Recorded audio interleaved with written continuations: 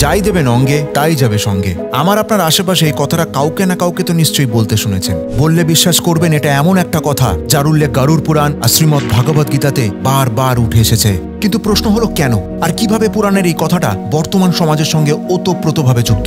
এমনটা বলা হয়, মহাভারতের বিধ্বংসী যুদ্ধের পরে যখন কর্ণের মৃত্যু হয় তখন তার আত্মাকে নিতে স্বয়ং যমরাজ নিজে এসে উপস্থিত হন। আর একদম সেই মুহূর্তে ভগবান ইন্দ্র আর কর্ণের বাবা ভগবান সূর্যদেব এসে উপস্থিত হন।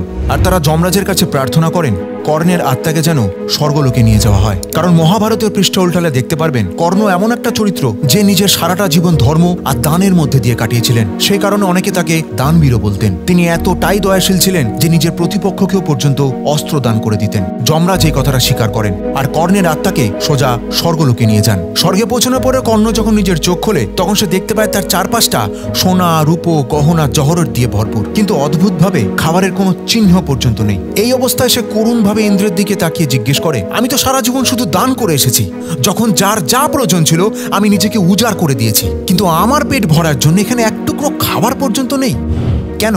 কর্ণের এই প্রশ্ন শোনার পরে ইন্দ্র তাকে জবাব দেন, মনে করে দেখো কর্ণ, তুমি সারাটা জীবন শুধু সোনা রূপো গহনা জহরত দান করে এসেছো, কিন্তু আজ পর্যন্ত এক কোনা অন্ন তুমি কাউকে দিতে পারোনি। আর নিয়ম অনুযায়ী স্বর্গলোকে তুমি সেই জিনিসগুলি পাবে যা তুমি পৃথিবীতে দান করে এসেছো।